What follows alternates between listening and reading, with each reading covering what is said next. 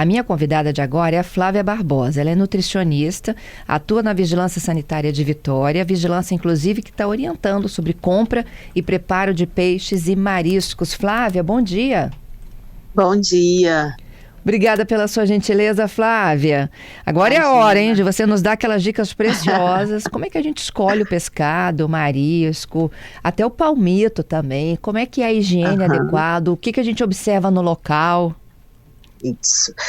Então, começando pelo local, né, são aquelas regrinhas básicas que a gente precisa observar em qualquer lugar onde a gente compra coisas que a gente vai comer, né? Então, não precisa ser nenhum expert para conseguir fazer uma avaliação mínima, né, de se o local está limpo, né, se não tem sujeira acumulada no chão, nos equipamentos, nas roupas dos próprios funcionários, se não tem muita mosca, né, quando a gente está falando de local que vende pescado, né, se não tem muita mosca, se os pescados forem frescos, né, aqueles que não estão congelados, eles precisam sempre estar sob refrigeração, né, naqueles balcões que normalmente ficam fechados, ou se eles estão expostos, eles precisam estar cobertos com gelo, né, qualquer pescado, sejam os peixes ou outros frutos do mar, e se eles forem congelados, a gente precisa ver se a embalagem onde eles estão acondicionados, que normalmente é a embalagem plástica, está íntegra, né? Se não está com nenhum furo, com nenhum buraquinho, e as informações mínimas sobre o produto que também precisam estar na embalagem. Qual é o produto, até quando ele pode ser consumido, que é a data de validade, a forma de conservação, enfim. Né? Para começar, seria isso. Bom, aí a gente já identificou um lugar que é seguro, que é legal, e também se as embalagens ou a exposição deles, elas estão de acordo, né, com as normas aí de conservação. E aí na escolha do peixe, por exemplo, já me disseram que a gente tem que olhar cheiro, até o olho dele indica, né, se ele tá bom ou não? Isso aí. Então, o odor, né, é a primeira coisa que normalmente vai chamar a atenção, principalmente caso ele não esteja fresco, né, porque é muito o pescado, de forma geral, o peixe, né, do que a gente está falando agora, tem um odor que é muito característico, que é forte, né, muitas vezes e tal, mas quando ele não está próprio ou quando ele não está mais tão fresco, ele começa a exalar um odor que é diferente desse odor característico que é comum do pescado fresco. Né? Então, o odor seria a primeira forma mais evidente de a gente conseguir fazer essa avaliação. E depois tem outras. Né? Então, o peixe precisa estar com a carne firme, né? Se a gente encosta o dedo e pressiona levemente, a carne vai afundar um pouquinho, mas quando a gente tira o dedo, rapidamente ela precisa voltar para o lugar, então ela não deve ficar afundada. Se ela fica afundada, isso também é um sinal de que ele já não está mais tão fresco. Os olhos precisam estar firmes, brilhantes, né? Não podem estar murchinhos. Né, se a gente passa a mão, a escama precisa estar firme, né, e não pode ficar toda descabelada, né, toda desgrenhada. Então esses seriam os sinais. Qualquer parte dele que se remova, né, que seja mais móvel, quando a gente move, ela precisa voltar para o lugar. Né, do peixe é basicamente isso. Bom para o camarão? Para o camarão também é mais ou menos na mesma linha, né? Ele precisa estar com a cabeça, né? Ele precisa estar firminho, né? Com os olhinhos também à vista, brilhosos, mas não pode estar murcho, né? O odor segue a mesma linha, né? Assim como ao toque, né? Se a gente eventualmente tocar nesses alimentos, eles não podem estar pegajosos, né? Eles vão ter uma viscosidade, podem estar um pouco úmidos, mas não pode ser aquela coisa pegajosa que forma quase uma massinha, assim, né? Quando a gente esfrega os dedos. E aqui também tem a tradição do caranguejo, do siri, né? São outras coisas também mais difíceis de comprar. Sim. O ideal é que o caranguejo, por exemplo, esteja... O ideal não, né? O correto é que ele seja comprado vivo, né? Se ele está in natura. A não ser que já tenha sido extraída a carne, aí ela, né, provavelmente vai estar congelada ou minimamente resfriada. né? Mas o fato dele estar vivo já mostra que quando a gente compra, ele já vai estar super fresco para ser preparado. Uhum. Ostra é uma coisa também tão difícil da gente escolher. Muito complicado. Não é? É. É bem Ostra, complicado. sururu e a patota, né, em tese, ela vai com tudo um pouco, né? Isso, vai com tudo isso. Pois é, a gente vê no mercado, né, já... Porque como tem essa opção no mercado, né, dos kits de torta capixaba, eu acredito que as pessoas prefiram comprar já o kit pronto, né, e aí esses alimentos já estão todos lá, né, embalados e tal, né, e aí a avaliação que pode ser feita é essa mais visual, né, do odor e uma análise, uma avaliação mais visual mesmo, né, de frescor, da cor viva que esses alimentos têm. Uhum.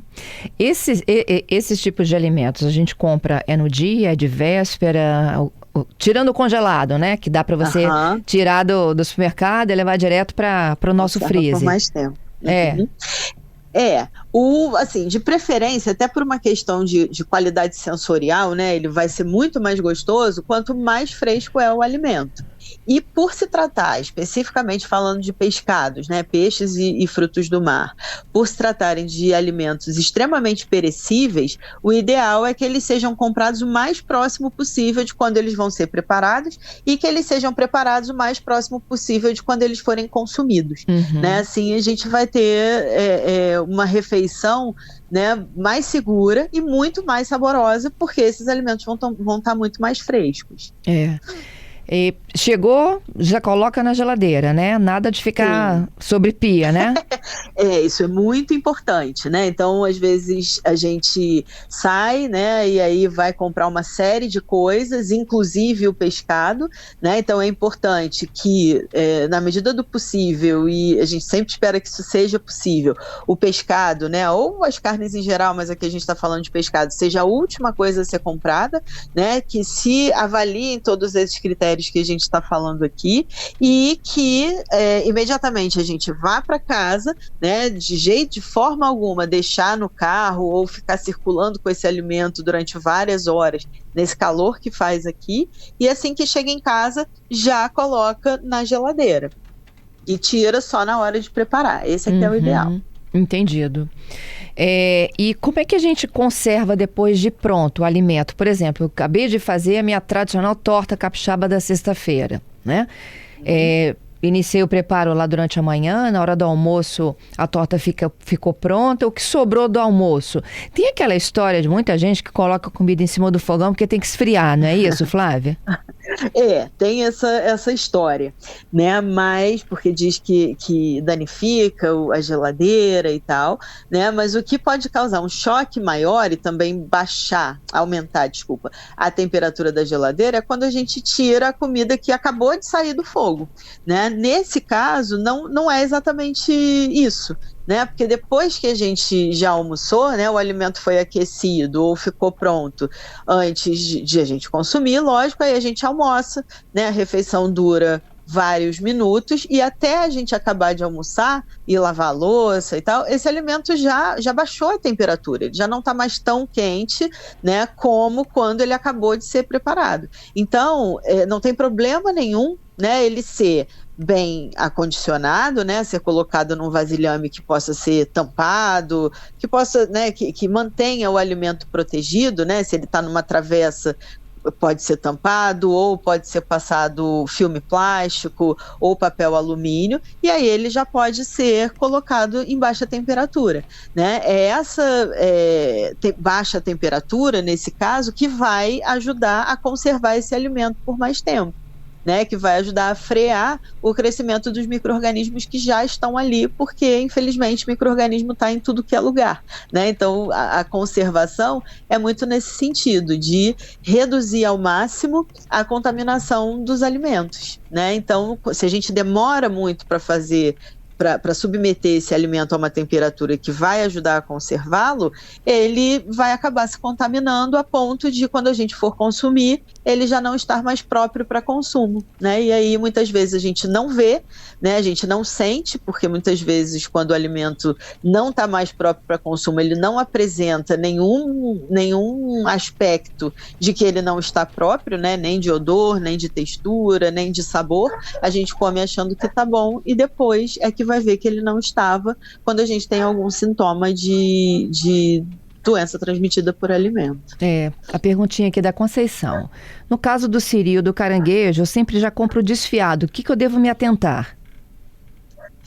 Então, já comprando desfiado, né, o ideal é comprar num lugar em que a gente confie, né, em que a gente consiga fazer aquela avaliação que a gente falou no início, de ser um local limpo, de os manipuladores de alimentos estarem asseados, né, de ter essa avaliação também do próprio alimento, se ele está fresco, se ele não está pegajoso, se ele está mantido em temperatura adequada, né, então minimamente resfriado, ou se ele estiver congelado, né, se ele está realmente congelado, né, de preferência que se tem informação no rótulo do alimento, né, de quando ele foi manipulado, de até quando ele pode ser consumido, que é a data de validade, né? São esses critérios mínimos, né, que vão trazer um pouco mais de segurança para a gente. Uhum. E como cozinhar o caranguejo aqui, o senhor Arésio está falando que é maldade, é malvadeza jogar o caranguejo no balde fervendo. Pois é. Mas... tem que escovar aquele caranguejo antes, não tem, Flávia? Tem que dar uma limpeza no bicho, né? Isso aí, tem. Caranguejo é uma coisa complicada mesmo de manipular e até de comer, né? Uhum. Mas, como tem um público cativo que gosta muito, então precisa ter esses cuidados, né? Porque ele já vem com muitos contaminantes, né? Ele tem muitas reentrâncias, tem muitos lugares onde esses contaminantes de onde ele vem se acumulam nele próprio, então ele precisa ser escovado, ele precisa ser lavado, né? Precisa ser bem cozido para diminuir essa carga de contaminação do que vem nele. Uhum. E de fato a gente cozinha ele na água quente. Isso, tem que ser. Cozimento é sempre na alta temperatura. Né? O que dá peninha é porque ele precisa ser comprado vivo e a gente vê, né, essa transformação. Tem duas coisas assim aqui mesmo que a gente está lembrando, Flávia. No caso do caranguejo, a Patrícia está me lembrando que tem que tirar os pelinhos. Você tem que raspar aquele pelinho dele. Tem gente que raspa, tem gente que corta e tem gente que deixa. É igual a tripa do camarão, que tem que tirar também. Sim, é melhor, né? Porque se a gente pensa que são materiais excretados, né? A serem excretados, né? Na tripa do camarão, por exemplo, né? É mais higiênico, né? Mas e do caranguejo também, né? Até por uma questão sensorial, né? Daqueles pelinhos encostarem na língua, né? Pode ser desagradável. Tem gente que não liga, mas para a maioria das pessoas pode ser desagradável. Uhum. Mas no caso do caranguejo, o mais contaminante mesmo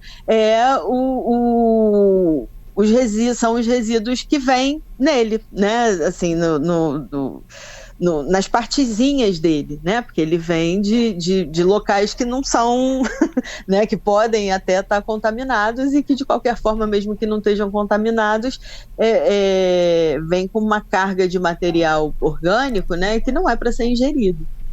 Né? Então precisa observar, né? Para além dos pelinhos. Os pelinhos é mais uma questão sensorial, pode até virar uma contaminação física, mas o que vem nele, né, e que quando a gente higieniza, minimiza, é a questão da contaminação biológica mesmo. Flávia, para finalizar, quanto tempo esse alimento, depois de preparado, dura na geladeira? 1 dia, 2 dias? Olha, todo alimento, a regra, né, como fala a norma de boas práticas para serviços de alimentação, o alimento preparado ele pode ficar sob refrigeração por até 5 dias, né? Isso é a regra, é o que fala a própria norma de boas práticas. Mas, né, sabendo que pescados são extremamente perecíveis e que todas essas boas práticas que a gente falou aqui, né, desde a aquisição até o consumo, implicam, né, em contaminação desse alimento, né, na potencial contaminação desse alimento, o ideal é que ele não passe de 2 dias desde pronto até ser consumido, desde que ele seja conservado da forma correta. Entendido. Né? Só considerando o tanto que esses alimentos são perecíveis. Ô, Flávia, obrigada pelas suas dicas, viu? Nada, que isso. Adoramos a conversa. Que bom. Até uma próxima. Até a próxima.